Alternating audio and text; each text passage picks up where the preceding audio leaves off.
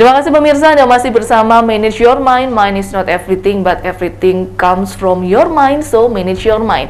Masih dengan pembahasan kita kali ini adalah pentingnya wawasan kebangsaan di era digital. Kita akan kembali melanjutkan perbincangan bersama Bapak Ramadan dan Pak Ghazali. Baik, sekarang saya ke Pak Ghazali, Pak ya. Nah, saat ini Indonesia juga dapat dikatakan tengah mengalami yang namanya krisis kebangsaan yang cukup serius. Nah, kalau ini tidak segera ditangani, tentunya akan berpotensi juga pada situasi-situasi lainnya yang mungkin bisa dikatakan lebih buruk, Pak. Nah, menurut Bapak, apa sih dampak yang akan terjadi jika krisis ini dibiarkan begitu saja? Terima kasih, Mbak Gesala. Jadi krisis kebangsaan ini hal yang sangat ditakuti, sangat ditakuti oleh negara-negara di dunia bahkan, termasuk Indonesia ini. Sebab apa? Dampaknya itu luar biasa. Maka akan terjadi hilangnya jati diri bangsa yang tadi saya sampaikan itu tadi. Jati diri bangsa itu adalah manunggalnya keimanan atau ketuhanan dan kebangsaan. Nah, keimanan, ketuhanan itu adalah sumber dari semua agama. Karena adanya Tuhan, maka adanya agama. Jadi agama di Indonesia dan NAM ini adalah sumbernya adalah dari ketuhanan. Nah, ini harus manunggal dengan kebangsaan gitu. Nah, kebangsaan itu sumbernya dari mana? Yaitu mulai dari Sumpah Pemuda, ya. Yang Sumpah Pemuda waktu itu sepakat bertanah air satu, berbangsa satu, berbahasa satu. Bahkan di saat itulah dinyanyikan lagu Indonesia Raya yang pertama. Itu jangan lupa itu sumber juga itu, sumber kebangsaan. Ya. Nah, yang kedua adalah kemerdekaan bangsa Indonesia. Ini puncak yang memang dinanti-nanti oleh bangsa Indonesia selama dijajah oleh Belanda 350 tahun, Jepang 3,5 tahun. Yang ditunggu adalah ini kemerdekaan tanggal 17 Agustus 1945. Nah, itulah kemerdekaan bangsa Indonesia. Berikutnya adalah sumber dari kebangsaan itu adalah Undang-Undang Dasar 45, di mana fungsi Undang-Undang 45 itu menjelaskan daripada proklamasi. Di dalamnya adalah alasan kita merdeka. Kemudian di dalamnya ada sumber dari kemerdekaan dari mana. Di dalam itu ada juga yang namanya tujuan negara, termasuk dasar negara. Itu semuanya ada di dalam pembukaan. Maka pembukaan itu sangat kuat sekali, tidak bisa dirubah. Merubah pembukaan Undang-Undang 45 itu berarti membubarkan negara. Ini adalah sumber kebangsaan yang harus diketahui. Tadi sudah disampaikan ya Ramadan itu. Masalah Undang-Undang Dasar 45 itu adalah ya kitab sucinya bangsa Indonesia memang. Jangan sampai kita itu tidak tahu kitab sucinya orang Indonesia ini ya. Malah kita suci orang luar negeri tahu malah. Nah, berikutnya sumber dari kebangsaan itu adalah termasuk Bhinneka Tunggal Ika. Gitu. Kita sadar bahwa negara kita ini adalah negara majemuk berbhinneka Tunggal Ika. Kalau tidak salah ada 1128 suku bangsa. Bahasanya hampir 700-an. Nah, belum budayanya ya. Kemudian kita tahu bahwa negara kita ini negara kesatuan Republik Indonesia, itu sudah final. Itu adalah sumber kebangsaan, termasuk bendera nasional, lagu kebangsaan. Itu adalah termasuk sumber kebangsaan. Kalau itu menyatu dengan ketuhanan, dengan agama, insya Allah itu menjadi jati diri bangsa Indonesia. Nah, sekarang pertanyaannya, bagaimana sekarang kondisi jati diri bangsa Indonesia ini? Memprihatinkan sekarang ini.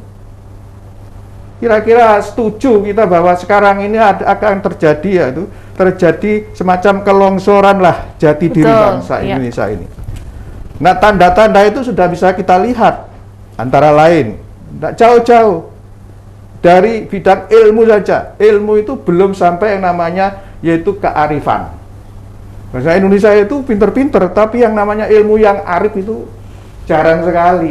Bahkan orang yang pinter malah digunakan untuk ngapusi itu. Betul, tidak digunakan dengan bijak Ya, itu, ya Pak bijaksana. ya. Oke. Ya tolong saja orang-orang yang masuk penjara yang koruptor itu kan orang pinter-pinter itu. Kemudian, Sayang gitu loh Pak iya, ya, sayang. kepintarannya. Kalau bicara masalah hukum di Indonesia, itu belum sampai kepada yang namanya adil. Itu hukum. Itu sudah kita tahu semua ini.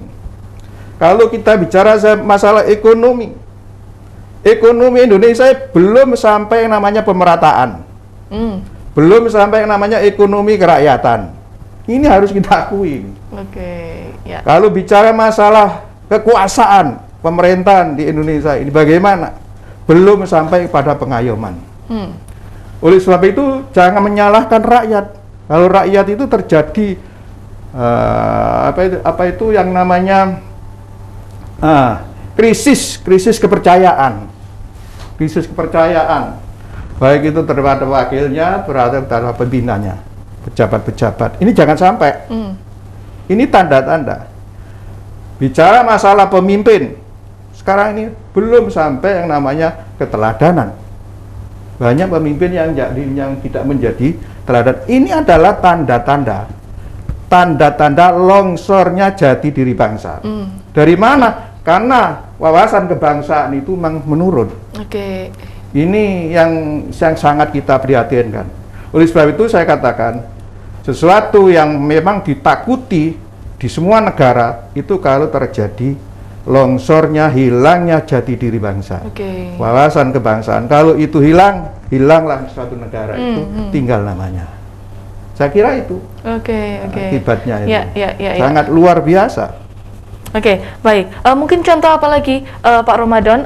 Contoh dari ideologi dan budaya asing yang sudah mulai masuk ke Indonesia saat ini, yang sekarang ini mungkin lagi ditekuni atau lagi anak-anak muda saat ini getol-getolnya justru yang meniru budaya-budaya yang dari luar seperti itu, Pak. Ya. Jadi sering melakukan tanpa berpikir panjang dulu.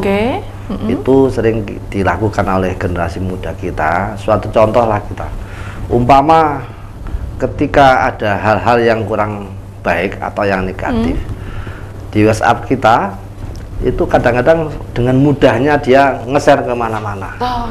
Padahal nge-share itu kan sebetulnya kan merupakan tanggung jawab kalau menurut agama. Betul, karena sekarang ini jempolku harimau begitu Pak ya, jempolnya justru sekarang. Itu mudah memberitahu, mudah menyebarkan fitnah kalau umpama nggak benar. Dan padahal menyebarkan sesuatu yang belum jelas itu agama manapun melarangnya. Tapi ternyata mereka dengan mudahnya melakukan hal yang semacam itu. Bahkan kalau di Islam itu ya, jadi benar itu juga dosa, apalagi salah. Karena nilainya ghibah, menyebarkan sesuatu yang benar, tapi orang yang disebarkan itu ndak rela, ndak ikhlas, itu namanya ghibah, dosa. Apalagi kalau umpama tidak benar, berarti fitnah dan bohong. Itu kan lebih besar dosanya.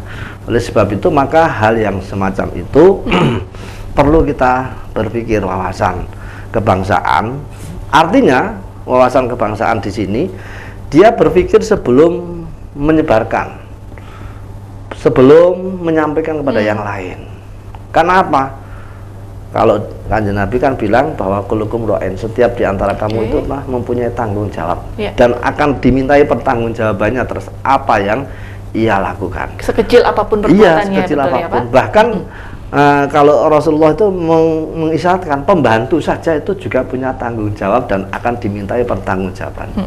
Jadi tidak ada orang yang lepas dari beban tanggung jawab dalam kehidupan ini. Oleh sebab itu mungkin agama manapun juga menekankan hal yang semacam itu. Tidak boleh sembarangan terus kemudian kita lempar cuci tangan, itu kan tidak bertanggung jawab namanya. Nah, kemudian yang selanjutnya bahwa contoh-contoh yang lain itu adalah contoh budaya peduli orang lain kepada generasi muda kita. Jadi bukan hanya salahnya generasi muda, salahnya orang tua juga. Orang tua kita sudah jarang sekali yang mau alo-alo. Alo-alo itu mengingatkan. Mengingatkan. Dulu itu saya masih kecil itu, kan yang namanya anak-anak kecil itu kan kadang-kadang seneng mengambil jambunya tetangga itu. Itu ada orang yang lihat tuh disentak, wih dosa dan seterusnya. Itu kan termasuk peduli terhadap perlakuan anak muda. Lah sekarang orang pacaran saja tidak ada yang muni dosa, tidak ada. Justru dibiarkan gitu. Dibiarkan. Bahkan ya karena saking ratanya mungkin malu yang melihat barangkali seperti itu. Takut mungkin Pak justru. Loh kalau dulu tuh Masya Allah. Jadi dulu itu ya, betul. saya ingat betul itu masih sekolah SMP itu. Berjalan sama perempuan jejeran itu saja sudah diaru-arui sama orang tua. Oh kamu itu bersama perempuan, tidak boleh. Harus ada jarak gitu Pak iya, ya. itu ada orang yang peduli seperti itu. Lah sekarang tidak ada orang yang bahkan melanggar apapun kadang-kadang dibiarkan. Itu karena apa? Karena ya memang generasi yang tua seperti kita kadang-kadang kurang memperhatikan terhadap anak. Padahal mestinya kan kalau umpama orang tua atau guru itu kan mestinya memberikan contoh mungkin untuk peduli terhadap anak buahnya. Iya. Ini menarik sekali nih Pak Ramadan. Saya mau tanya lagi. Sekarang ini juga marak aplikasi-aplikasi yang sebenarnya digandrungi anak-anak muda, bahkan anak-anak kecil sudah menggandrungi ini, Pak. Sebenarnya tidak relevannya kalau tidak ditempatkan dengan baik. Nah, ini menurut Pak Ramadan seperti apa? Saya tidak perlu menyebutkan nama aplikasinya, mungkin Pak Ramadan sudah mengerti seperti itu. Gimana, Pak? Betul. Jadi makanya kan sebetulnya dengan di era digital ini anak-anak kita perlu diwaspadai, diawasi lah, melihat apa yang ada konten. Jadi jangan dibiarkan malah justru karena asiknya dengan HP terus biar nggak merkoro, nggak rewel, itu keliru. Mestinya tunjukkan mana yang benar, mana yang kurang baik, ya diperhatikan. Jadi bukan malah memberikan kesempatan beneran anak saya diam, saya nggak kerepotan karena sudah itu kan keliru lagi. Berarti tetap butuh adanya pengawasan dari orang tua, perhatian juga dari orang tua, jangan hanya membiarkan begitu saja anak seharian megang HP seperti itu Pak ya. Baik, kita akan lanjutkan lagi di segmen berikutnya. Baik pemirsa, jangan kemana-mana, setelah yang satu ini Manage Your Mind akan kembali.